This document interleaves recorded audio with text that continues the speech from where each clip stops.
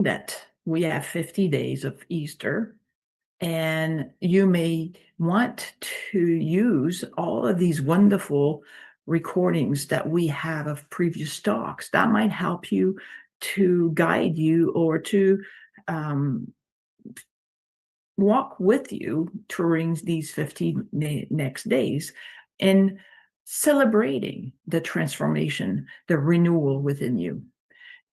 Both Ottawa and Kitchener have video libraries, and you just check out on YouTube for recent Sundays or even those from long ago. And that brings me to today's talk. We have Reverend C.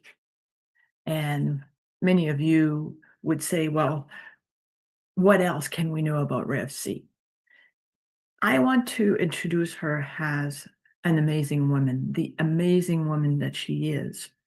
She has a rich background that, her demeanor is so down to earth, and she's so open and so common, in her ways and her demeanor, that you often not realize the rich background that she has in her spiritual studies and her spiritual growth. It is tremendous work. And she also has a lot of talents that we might not be aware of, because she's not one to boast, but she is a wonderful musician. I think that she has a lovely voice as a singer, and she's also an author. She already has 5 marvelous books out there, and she's working on a few more. She is definitely someone that is encompassing what love is. She is love. She is loved, and her credo is around love. She definitely is a loving spouse. I am so blessed for that. And the one thing I love about Rev C is that when she sets her heart on something, she manifests it, and it realizes. And to be in that field of energy is helping me, and I know many others around her, to do tremendous things, because she makes it look quite easy. And for that, we are so grateful. The one thing she reminded me to talk about was bring a pen and a paper if you don't already do so. I know some of you always have your pen and paper handy. But when we have these services, these mini lessons that we're getting, something might trigger or might bring you a aha moment that you want to be able to jot down. Because as you then do your spiritual practice, your individual practice during the week, you can look back on some of these things and say, that's what I need right now. So I invite you to have pen and paper handy, and I welcome Rev C. Thanks. And that's wonderful. Only a partner could give an intro like that. I'm just going to go hide right now. So anyway, that's very sweet. So, wow. Happy Easter, everybody. I'm so happy to be with you today. And I wore my special daffodil dress just to celebrate Easter in the spring. So I'm so grateful to be with you and to ignite a renewal, a new you, a resurrected you in the coming months. And we've just had the 40 days of Lent, which Anne noted. And it's a time preparing for the new season ahead by extrapolating the old and giving up ideas or experiences and things that we don't need to carry anymore, things that we don't really want, but we hold on to them from habit.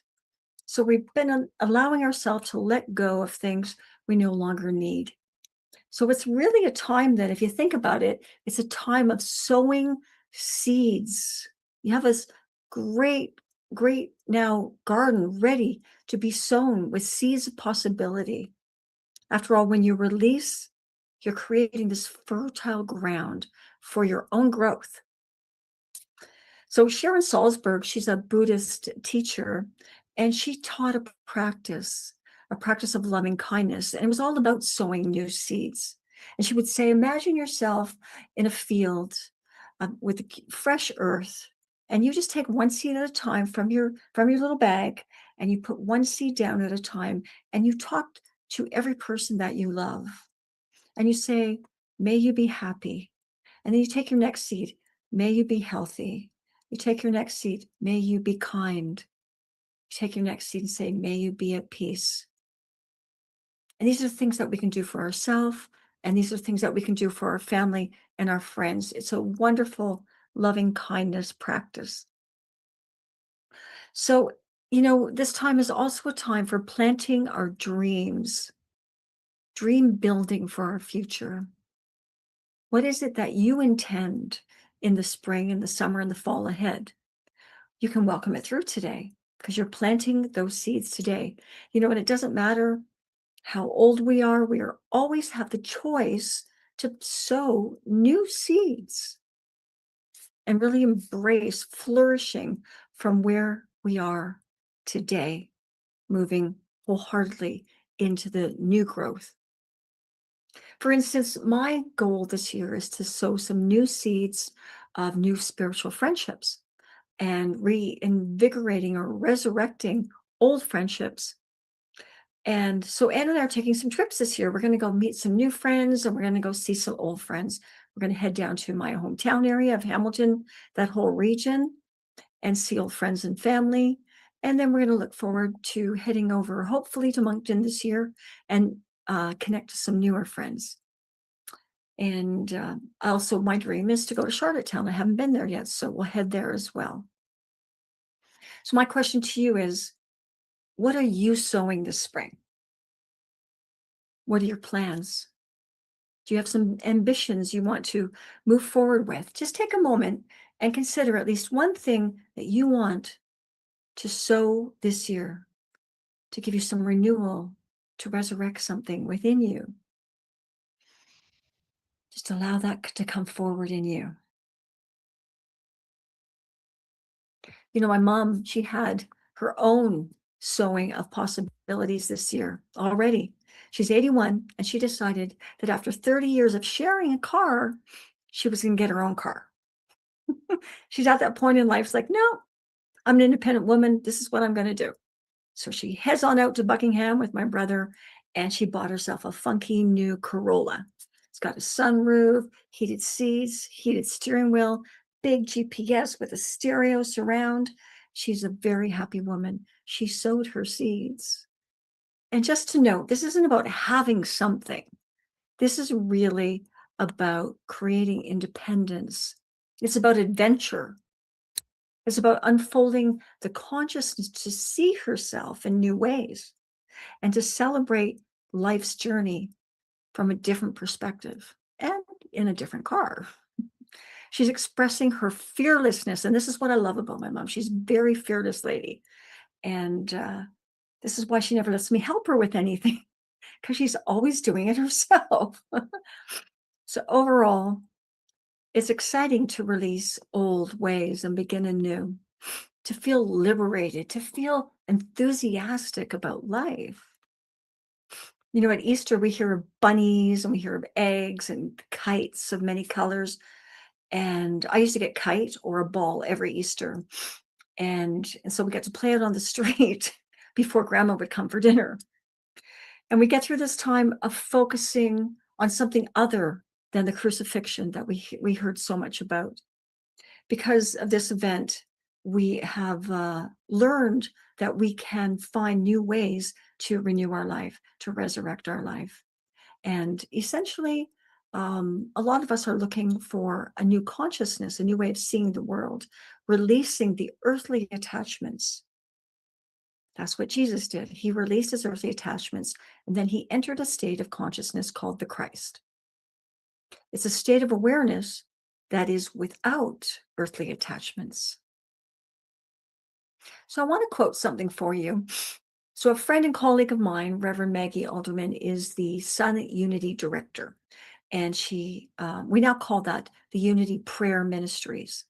And she had this wonderful quote recently I want to share with you. She said, the last act in Jesus' ministry was to teach us through personal demonstration, what it truly means to be born anew. And he did so by leaving us a blueprint, a pattern that reveals the cycle of evolution in consciousness and its expression. So I'm just going to quote from Luke 9:22.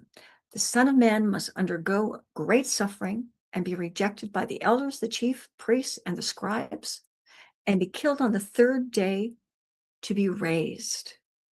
So Maggie continues to say, in other words, we are to expect our divine expression in human form to evolve and be raised up again and again and again. We will outgrow the old ideas and institutions that once defined us and served us, but we will disrupt our own status quo in search of a deeper understanding of the truth of us. Where do we come from? And when we do, it may feel as if we've lost everything, as if we are alone in the darkness of an isolated tomb. I love that because this is a reflection on the story that we hear every year at Easter. We too sometimes feel we are in the darkness of a tomb. We know the story of our way shower Jesus. He was crucified for bringing knowledge to the world, for bringing the good news about love and life after death, to help us feel safe and secure, through which he also taught us that we're not alone ever, and that in fact we are light, and that we are one with this divine nature, this loving source, the divine aspect in each of us. And he called that the Father within. And he affirmed that all people could do even greater things than he could do. And a lot of that involved helping others. I see a lot of unity in the story of Jesus. We talk about these aspects of our divinity, the way he expressed them to us. He was the original New Thought leader. His teachings brought us to a time when, for instance, in the 1850s, we let go more and more of the Christian identity and started learning more about what did Jesus really say. It was the beginning of letting go of those ideals and really unfolding his teachings. And it was a spiritual revolution in the 1800s, from which unity came in the 1880s and took flight in 1889. He lived to tell us that we are powerful beings, capable of making a difference in this lifetime. And we carry the aspects of the divine just like him. Therefore, we are inherently good, and we are able to love and to forgive and to treat others with great care and respect as we treat ourselves. And sometimes, though, I go back through the story and I'm reminded of things that really don't feel good about today and about life generally. Because even with all the good that Jesus did, he showed us through life another side of humanity that we might not like, that it's not that uncommon for humans to do injury to other humans and to animals. And we know that other humans crucified him for his goodness, for his expression of love, for his miracles, for standing out for what's right. And this is merely one example of the countless individuals who have been crucified for doing good, for helping others. People like Gandhi, Martin Luther King, John F. Kennedy, Medgar Evers, Robert Kennedy, Malcolm X, the Apostle Paul, Joan of Arc, the Apostles Stephen, Peter, and James, women tortured and beaten because they were seeking the right to vote. People trying to heal others and help people burned at the stake called witches for helping to help people live, to up-level society. People doing good, and look what we did to them. And in small ways, you and I have had those experiences in our lives. You do something good and someone sees their mirror in your behavior and doesn't want to see their newness, their changes, their refreshingness. So they push you back. What they will do is make up an inner story that you're the problem, because now you're being asked, you're asking them to change, you're asking them to grow up. They might even be cruel because you're trying to make a positive difference. But that would mean that they would actually have to grow. They'd have to change. And unfortunately, change is a nasty word for a lot of people. So we get judged and blamed when we try to do what's right. But you know what? We still do it because we know deep inside that that is our calling, that we are truth from within. I've often wondered, though, why don't people want to change, want to grow? And I read this really, really interesting quote the other day, and it said, God did not call us to be liked. God called us to be light, and light, by its very nature, makes darkness uncomfortable. That says a lot. Many people are the same today as they were in the time of Jesus, fully unavailable to making positive changes for the good of themselves, their family, and certainly not for humanity. You just have to look at the wars right now with the bombs, the behaviors, the cruelty, the arrogance, and the absolute ignorance that is perpetuating these wars and these trials, the starvation of people, the hatred towards them. People hate change. They love staying the same. And staying the same makes no sense because staying the same is harder work than growth. It's like standing still in the middle of a storm and trying not to move. You're going to be thrown about. Wouldn't it be nice just to move with the flow of life, to listen and to feel what growth is, to feel what it means to evolve? Wouldn't it be nice to be renewed and resurrect something divine through you, to bring some healing and bring something back to this mad world we're in right now? Just bring some of that love, bring some renewal and resurrection for the world around you. The thing is, we have to be cautious when we are changing. And if we feel forced to change, see, that's when we get judgmental. That's when we blame others for moving us, expecting us to move our mountains. Well, we're just going to throw it back at them again. We're going to judge and blame them, but we've got to stop that. We've got to be interested in growth, in evolving the greatest Christ nature within each of us. Don't judge somebody else for your growth and development. Take it in stride and trust this is the way. We are here to grow. We're here to transform, just like Jesus did. He transformed, he resurrected right into the Christ state of consciousness. And we can live doing that now. We don't have to wait for the big fall to do that. Excuse me. When people persist in old ideas, good things have trouble surviving. People are being told that their truth insights, their truth is wrong. Really? So they get held back, especially now by large corporations and government. We're being held back. Truth is being held back. You can see that. Some people cannot accept the richness of each person, and they would do everything they can to stop it for their own financial gain. We can go as far back as even, well, not that far back. Free energy. Free energy was going to be brought to humanity by Nikola Tesla. But because some people chose to see profit over the value of up-leveling humanity, Westinghouse, for instance, stepped in and took away all his funding.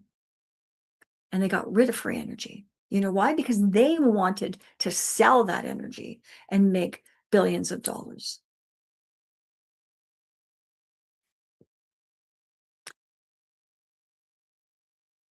Tesla was a man.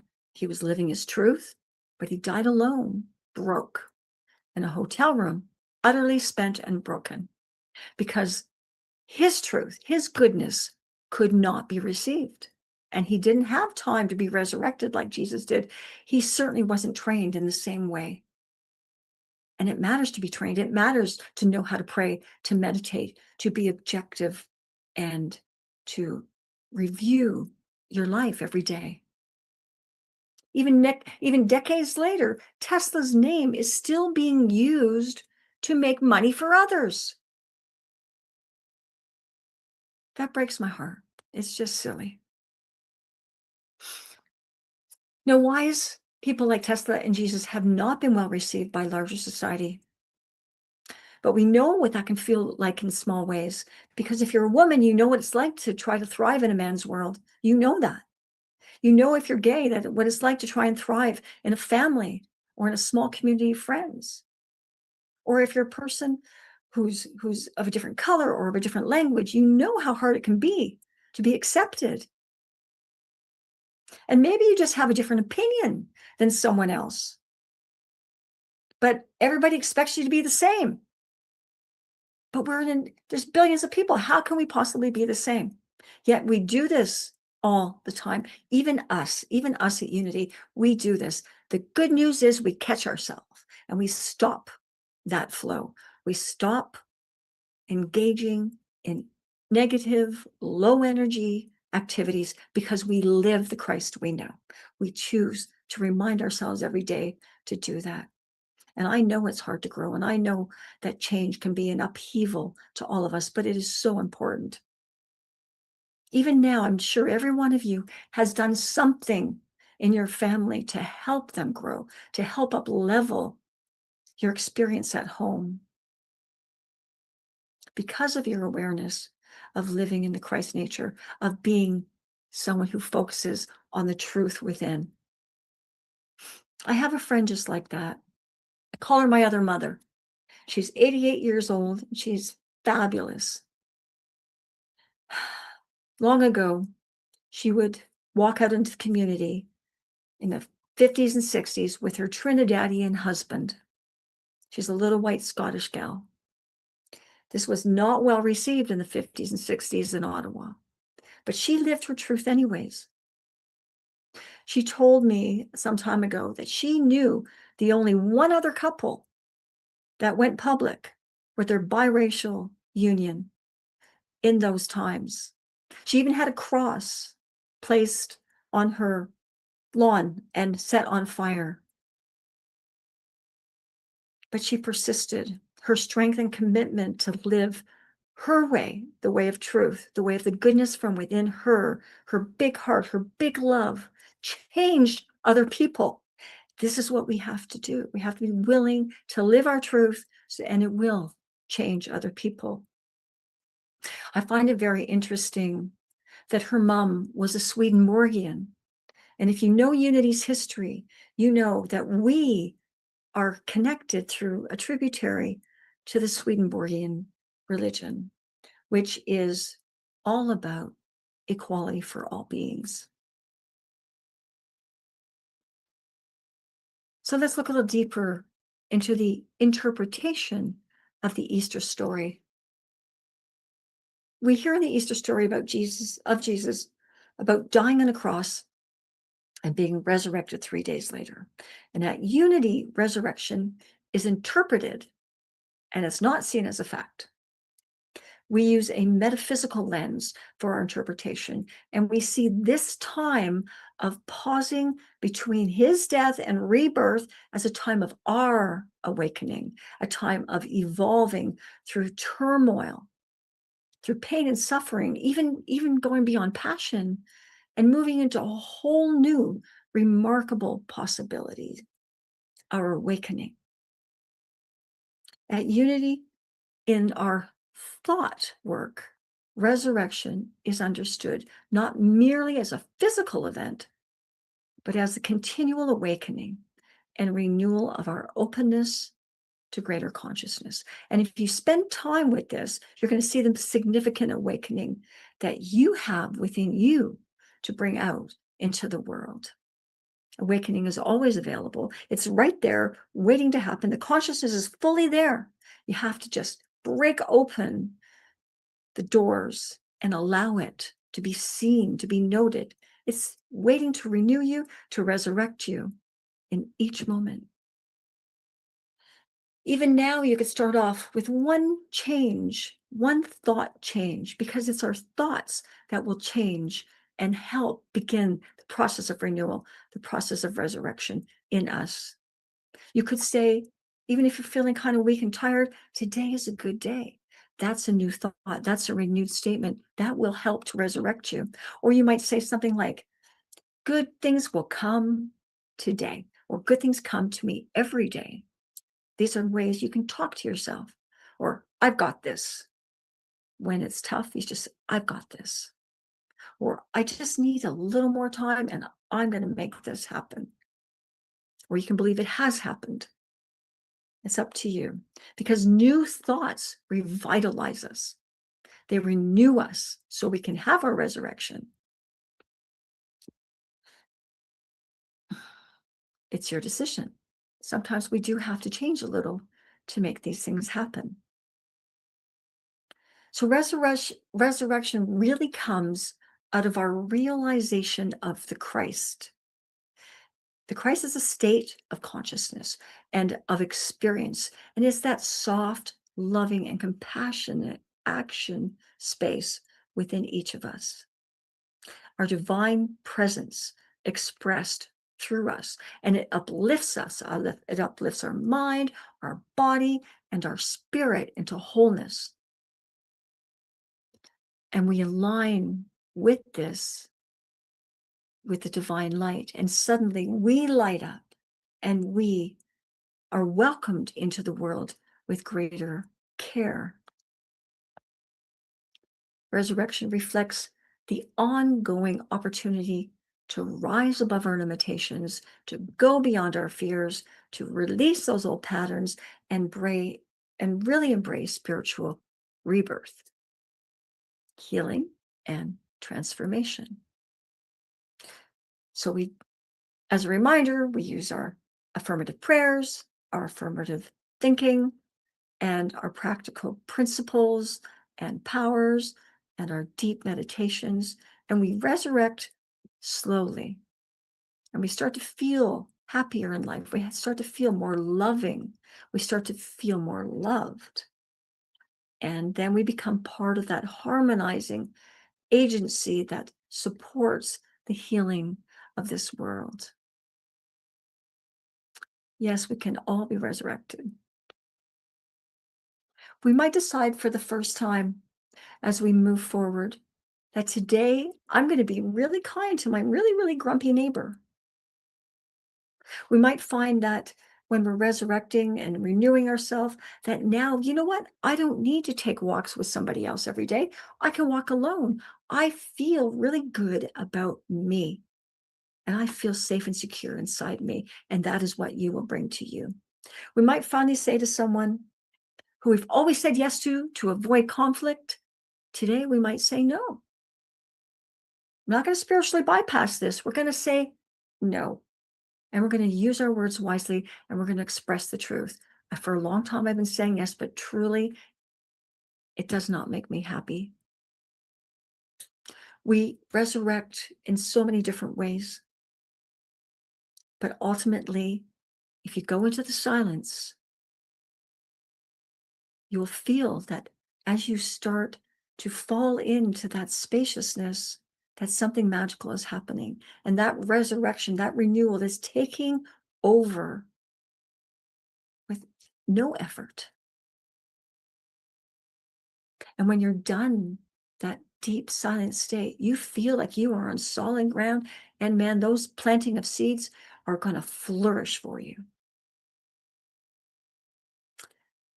Charles Fillmore said, and he's the co-founder of Unity, resurrection is the lifting up of the whole person, the spirit, the soul, and the body into the Christ consciousness of life and wholeness. I have to say, I just tingle at that one. I love these quotes that I always get from Myrtle and Charles, they uplift me. How many of you can feel a point at which you say, yes, I resurrected at that moment. That was my time. And I want to take this into fellowship later. What was your point of resurrection? I know mine, and I know my spouse's. I know each of us has a point of resurrection.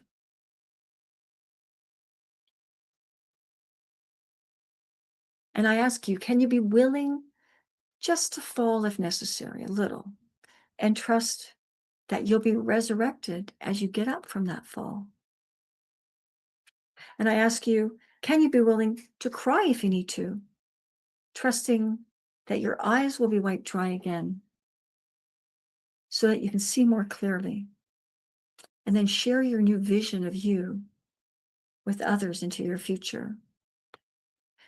And can you be willing, if necessary, just to yell out loud into the world, here's who I am, trusting that your voice, you may go hoarse for a while, but it will be renewed with a new voice and a new style and a new way of living into this world.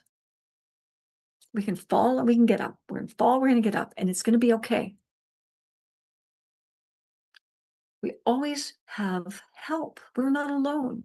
That's the grace of being at unity. There's a divine source within each of us and around us in each moment. And there's a wisdom. If you tap into this and you know it's there, there's a wisdom that is always there to carry us if necessary, or to scoot us along, or surround us with big hugs as we go out there to make our change. We have to have faith. Faith now is part of resurrection. Jesus allowed himself to die. He knew he was going to die. He could have ran that other way, but he knew, he had faith there was something bigger and greater in this world for him to go through for all of us. At Unity, we trust that there's a divine essence within each of us that will support us. This essence or substance, we call it divine mind, right? Unity calls God divine mind. And if you've been listening to me over the years, you know I have absolute faith in this divine mind, this great source. I know it upholds us. I know it's always there. And I know it will still me. It will still me, keep me sometimes just seated still because I have no energy for anything else even. It will still me so that I can bring through extraordinary information, support tools, love and passion for something so that I can make a difference in this world. Do you have that faith in you? I hope you do. I truly hope you do, because I know each of you is blessed. Again, my guy, Charles, he said, man is a radiating center of divine life, and the power of renewal is within him. He can quicken and restore every atom of his being. And sometimes we need a little help along the way. So you can just talk to that divine nature within you and say, I need your help. Today's my day to ask for help.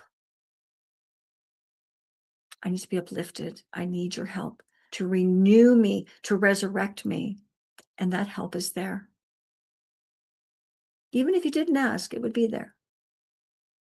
But it's always kind of fun to notice where you're getting that help. So resurrection is really about evolving our consciousness. Although right now it might appear that the world community isn't doing very good in this whole resurrecting consciousness thing. We have evolved because we have a United Nations now. We have a World Food Bank. We have PETA for the protection of animals and the World Humane Society.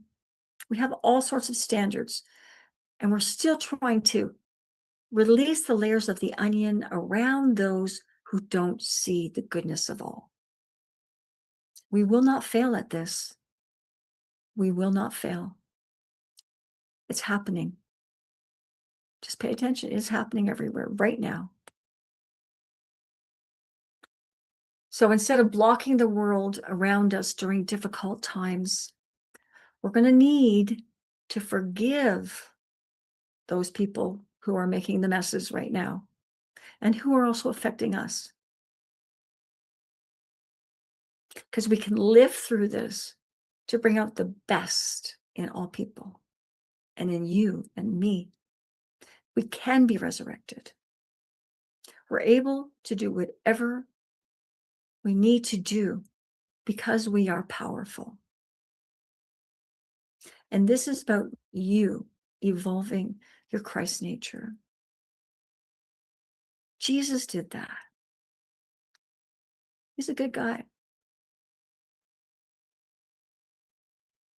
And his journey was exemplified not only by forgiveness, but the light that arose from him as he literally resurrected. If you believe that, I actually do, but I also believe in the metaphysical. We can perceive this as a light that is the beacon of hope.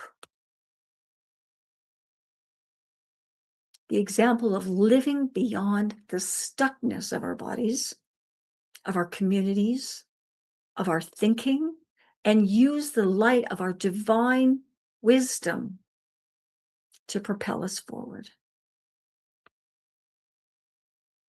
We can bring through that Christ and walk in different directions in the best way possible, releasing old attachments, changing our thoughts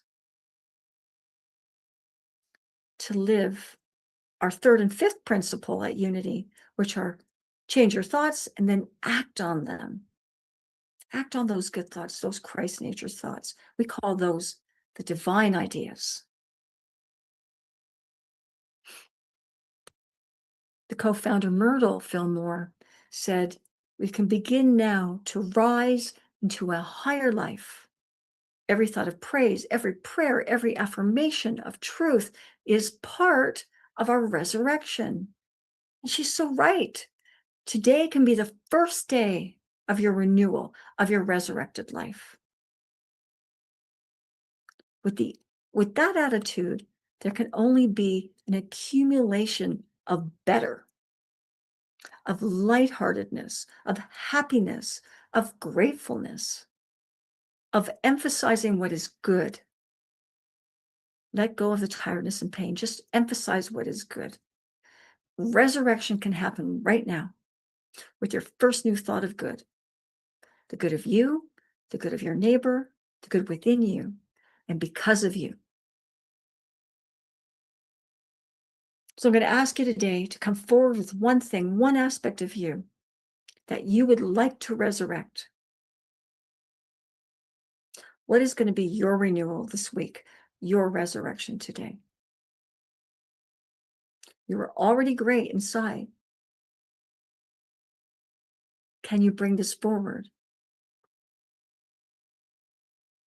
With this in mind, take a slow, deep breath, and we're going to join together in meditation.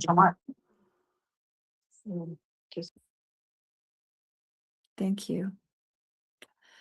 So now taking a slow, deep breath, imagine yourself somewhere pleasant and warm and inviting, somewhere you know you'll be safe.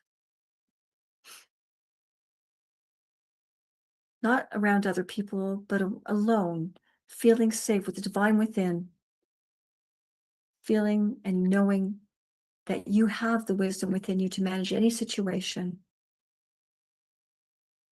Take a moment to gently breathe in and out in the awareness of now. With each breath, feeling it go down through into your lungs, and then hold for a second, and then release and allow the old out. And seated comfortably, I ask you to place one hand on your chest and one hand on your abdomen, and remind yourself that you are happily seated in your body, ready to receive the necessary guidance to bring through your living Christ, to renew and resurrect you today. Please say to yourself, I am renewed and I am resurrected. Again, just say to yourself, I am renewed and I am resurrected. I can feel the divine nature within me. I am more and more fully awake and abundantly refreshed as I remind myself of who I really am, this divine nature. I am fully renewed and fully resurrected. I am alive and well, trusting that what I need to know to support me in my new resurrection will come to me today and tomorrow and tomorrow, and help me to fulfill my life's goals and dreams, showing me new ways for this to occur with ease. I now see before me a bubble of light that is getting brighter and brighter. It's getting larger and larger. And as I breathe in gently and slowly, I see that this light is now coming to me and surrounding me, loving me wholly. And as I'm surrounded in this brilliant light, I feel remarkable. I feel glorious. I feel blessed. I am fully alive and completely safe. I feel happiness welling up in me, and the joy that is starting to come through, I allow more and more. This light is my home. It is around me as much as it is within me in each moment. I now see myself and feel myself smiling. I have forgiven anyone in the way of my renewal and my resurrection. I am supported and wholly guided to use my divinity to make the changes that I need and live the awakenings that I am intended to fulfill today, this week, this month, and this year. Breathing in, I am gratefulness. Breathing in, I am happiness. Breathing in, I am gratefulness. Breathing in, I am happiness. Breathing in, I am gratefulness. Thank you, loving source, for helping me to unfold my Christ nature with love and grace. And so it is.